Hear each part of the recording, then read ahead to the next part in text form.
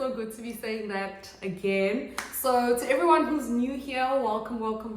And to everyone who's been here, like, thank you so much for all the support, all the comments, for reaching out. It just really like made a difference during my absence, and it played a big role in me coming back. So it feels good to be back. So yeah, there's gonna be a lot of changes, but yeah, without wasting any time, let us get into our lesson. Yeah, we're going to be doing nucleic acids, the first chapter, you know, DNA, the unit of life. So let's go. Like the definition for nucleic acids, I'm just going to read it out quickly. It's in your textbooks. It's 2 marks, so that's why I'm not going to spend too much time on it. Nucleic acids are organic molecules that control the synthesis of proteins in all living cells by storing and transferring genetic information. So learn that definition, guys. 2 marks in the bag and you're good. Now let's focus on what's really important, in my opinion. So yeah, DNA. Oh, there's 2 types of nucleic acids, DNA and RNA. DNA, which stands for deoxyribonucleic acid, and RNA, which stands for ribonucleic acid. So we're gonna start off with DNA. So what you need to know is that the shape of DNA is a double, like it's double helix.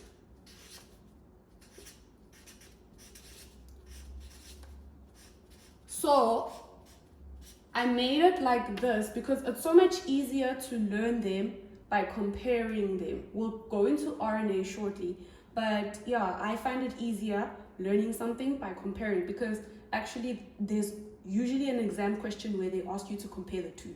So if you learn it from the get-go by comparing them, it's just going to make your life easy. So yeah, deoxyribonucleic acid, sorry. Yeah, that's DNA. And then another thing that you need to know is that's important is that DNA has deoxyribose sugar.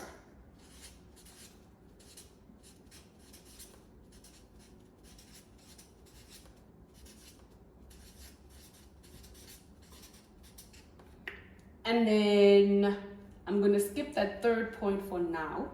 I'll come back to it. So DNA is a polymer, and polymers are made of monomers. So the monomers of DNA are called nucleotides.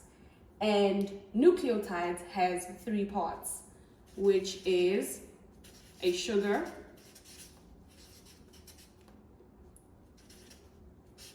a phosphate,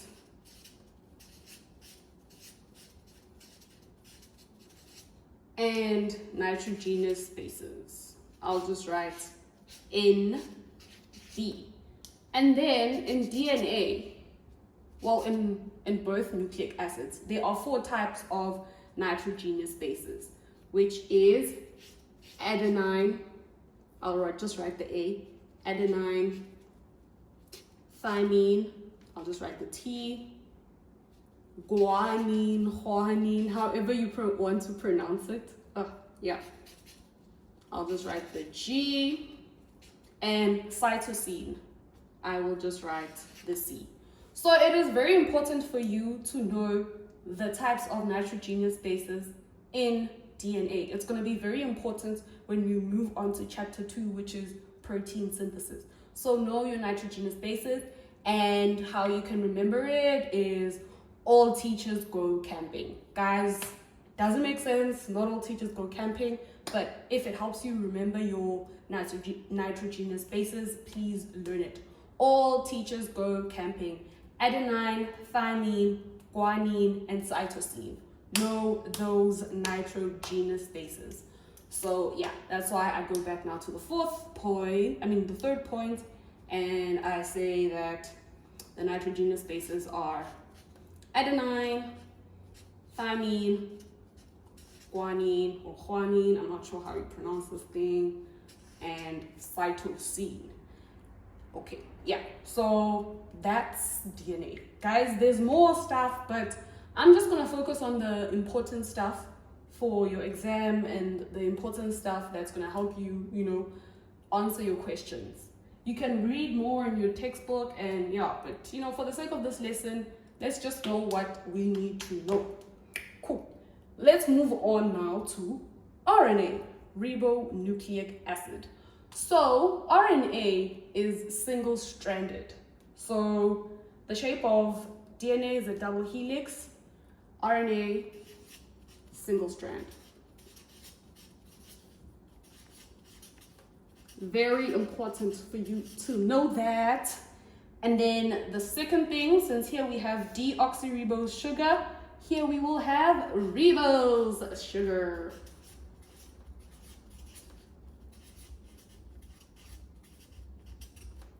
And then we go back to the nucleotides. So similar to DNA, RNA also has RNA also has monomers, which are called nucleotides. And similar to DNA, it has a sugar, it has a phosphate, and a nitrogenous base, and nitrogenous bases. But now they differ. So with DNA, it was adenine, thymine, guanine, and cytosine. So I'll just write it this side, nitrogenous bases. For RNA, it's adenine. Woo, look there, there's a difference. Uracil, guanine, and cytosine. So again, in DNA, you have adenine, thymine, guanine, and cytosine. In RNA, you have adenine, uracil, guanine, and cytosine. So what you can use to remember that is all unicorns get cake. I literally just thought of that on the spot. All unicorns get cake. Does it make sense? No. Will it help you remember? Yes. It is so important that you remember those two differences, because when we move on to protein synthesis, that is where you will see how important this is. So RNA has uracil. If you ever see a diagram with a T, know it is DNA. If you see a diagram with a U, know that it is uracil. I am emphasizing this because it is so important. Okay, cool. So now we go there. The nitrogenous bases are A, T, G, C. Okay. And notice that I wrote it at A-T-U. Oh, guys, you, please don't make the mistake I made. You know, A-T-U-G-C. And notice how I wrote it. It's A-U-G-C and A-T-G-C. So this one is complementary to, adenine is complementary to thymine, guanine pairs with cytosine. Similar to in RNA, adenine pairs with uracil, guanine pairs with cytosine. So yeah, it's not going to make sense now, but when we go into DNA replication and protein synthesis, it will make sense. So for those STAR students, who want, extra marks and whatnot, so you need to know that, okay, adenine and guanine, these are large molecules, and they are known as purine bases. Yeah, purines.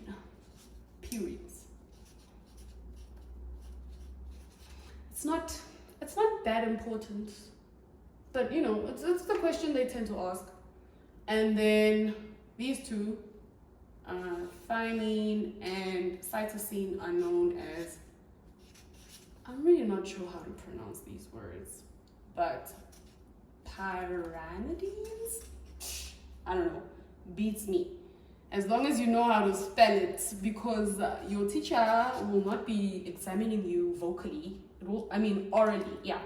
So just know that. And okay, yeah. So that's it for now. Let us go into our questions. And notice as you go into your textbooks, you will see that there's DNA replication. I'm going to leave it for this lesson because they seldom examine DNA replication on its own. They usually combine it with protein synthesis because DNA replication is the first phase, essentially, of protein synthesis. So just for this lesson, just know this. And yeah, let's get into questions. Okay, quick ad break. So this year we are introducing something new. We are introducing private lessons. So they are virtual. So wherever you are, we can have our lessons. So yeah, and we're currently running a special. So the first 10 people to sign up for these lessons get a free lesson, hour-long lesson for free, where we go into depth, where we understand, the challenges that you have, and we help you overcome those challenges. So yeah, sign up while you still can. I'll share all the information, and you can also go on our Instagram page for more details. So yeah, there's really no reason for you to struggle with life science this year. Sign up as soon as possible. So yeah, let's get back into that lesson. Okay guys, so first up, some questions, easy, simple, let's just get into the groove. And another reason why I like doing questions is because you learn so much more by doing questions as opposed to just studying the material on its own. You'll see as we do the questions, there's going to be more stuff that we're going to be learning that I did not cover. And yeah, so okay, first up, let's go. Name the 2 nucleic acids, name an abbreviation that occur in the cell. So, 2 nucleic acids.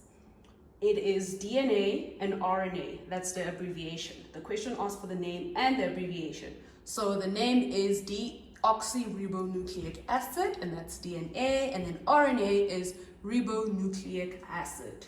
Okay, that was easy. Second question. Are nucleic acids considered to be organic or inorganic molecules? Explain your answer. So this is I would say a trick question, mainly because you learned this in grade 10. They don't really teach you this again in grade 12. Maybe the textbook you're using does, but the answer essentially for this is that nucleic acids are organic molecules. And why do we say that they are organic molecules? Because in grade 10 you learned that all organic molecules have carbon. Again, it's a trick question. They do not teach this. But yeah, just know that. It will probably pop up in the exam. If you are asked this question, simple, yes, it's organic, and why? It contains the element carbon. So any molecule that has carbon is considered to be an organic, not any. Let's say a good majority of them are considered to be organic molecules. Okay, what are the monomers of nucleic acids called? We wrote that. And the monomers are called nucleotides. You know the next question that's going to follow, right? What are the 3 parts of a monomer mentioned in question 1.3. So the 3 parts of the monomer are a sugar, phosphate, and nitrogenous base. I've attached a diagram so that you can just see, because some questions will also ask you to draw the monomer, which is a nucleotide. So it's a sugar, phosphate, and a nitrogenous base. So those are the 3 parts of nucleotides. Okay. Name the sugar molecules that occur in DNA. D for deoxyribose. And then the sugar molecules that occur in RNA are ribose sugar. Yeah.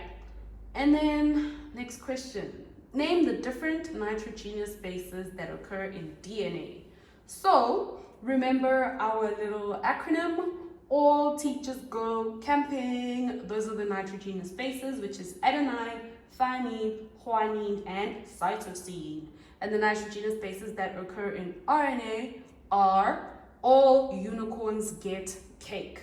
Adenine, uracil, guanine, and cytosine. And notice the order that I mentioned them in is so that you remember that In DNA, adenine pairs with thymine, and guanine pairs with cytosine. And similarly in RNA, adenine pairs with uracil and guanine pairs with cytosine. Okay, next question. Name the nitrogenous bases that are purine bases. So remember this question from my STAR students that want, extra marks. So yeah, the purine bases are the large molecules, which are adenine and guanine. And the pyrimidine bases, the pronunciation of this word, are thymine and cytosine. So yeah, what is the natural shape of DNA? Double helix. And the natural shape of RNA?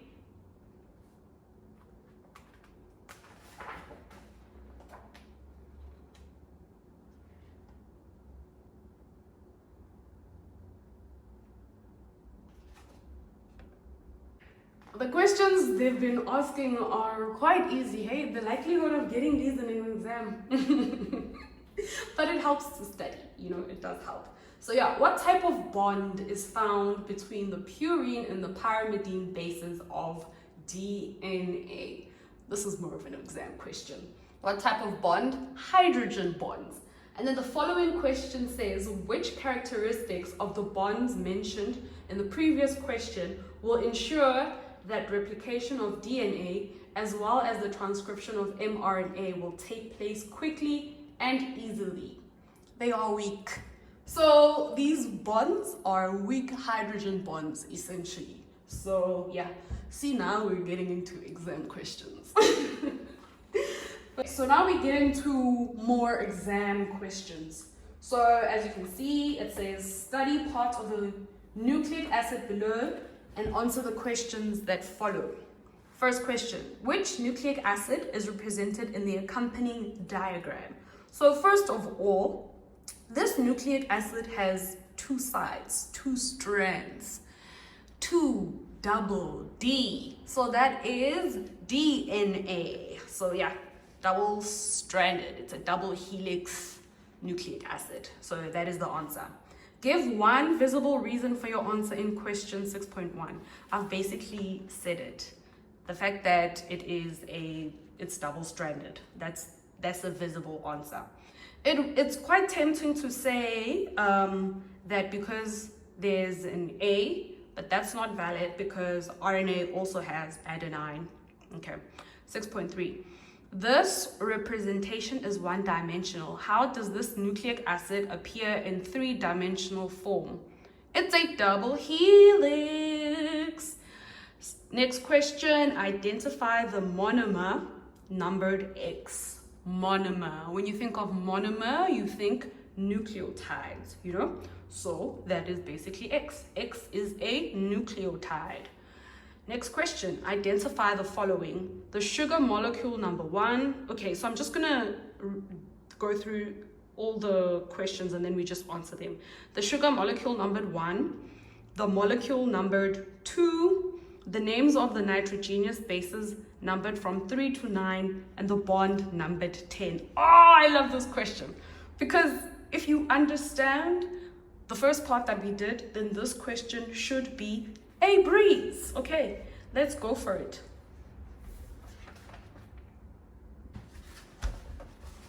Okay, the sugar molecule numbered 1, since we know that this is DNA and the sugar of DNA is deoxyribose sugar, so the first answer will be deoxyribose sugar. The molecule numbered 2, the circle thing is a phosphate. So yeah, phosphate, that's your answer. Phosphate group, yeah. Okay, the names of the nitrogenous bases numbered from 3 to 9. I am screaming of joy because if you can answer this question, guys, oh my word. Okay, let's do this. It's a bit tricky, but I will help you see how you should answer it. Okay, first up, number 3, that's easy. They gave us a clue that is adenine, right? So we know that adenine pairs with thymine. So your answer for number 3 for the base number 3 is thymine. And then the next part, number 4, we don't know what that is. Number 5, we also don't know what that is. But remember when I was talking about that answer for the STAR students, and I mentioned something like purine bases, which are large molecules. So you can see that adenine is large, and the other purine base is guanine. So number 4 will be guanine, because it's also large. And then you know that guanine pairs with cytosine. So number 5 will be cytosine. And then number 6, it's easy to see. You just look at the shapes from the previous one. And since number 5 was cytosine, since number 5 was cytosine, number 6 will also be cytosine. And then number 7, you see it's large, and you know cytosine pairs with guanine, so number 7 is guanine. And then number 9, it's small, it's similar to the first one, number 3, which we said is thymine, so number 9 will be thymine again. And number 8 is identical to that A in the first row, so we know that is adenine. Yeah, so we've answered everything in that question. Okay, next one, the bond numbered 10. So what bonds form between these nitrogenous bases? Weak hydrogen bonds. Boop, boop, boop, boop. Yeah, so yeah, that's how you do it. Okay, 6.6. That is something I did not teach you, but I knew that it would come up in the question and you would learn there. Then the process during which this molecule copies itself before cell division. So, process, it's DNA replication. Yeah, that's when it copies itself, replication. Next question, during which stage of the cell cycle does the process take place? During interphase. Yeah. So that is it for this question. Okay, so that's it for today. I hope you enjoyed the lesson. I hope it was valuable for you. And yeah, if you missed it and you know, if you didn't hear it, yeah, we've got those private lessons. So sign up. I look forward to teaching you guys. I look forward to getting to know you more, to helping you overcome any challenges that you have with life sciences. There is literally no reason for you to struggle this year. So yeah, sign up as soon as possible so that you can, you know, hopefully if you're the first 10, get a free lesson. And yeah, guys, I'm just so excited to be back. Please do tell all your classmates, your cousins, your friends, everybody. I'm going to be introducing more lessons, more topics, literally everything, holding your guys' hands until the end of the year. So yeah, thank you for watching and bye.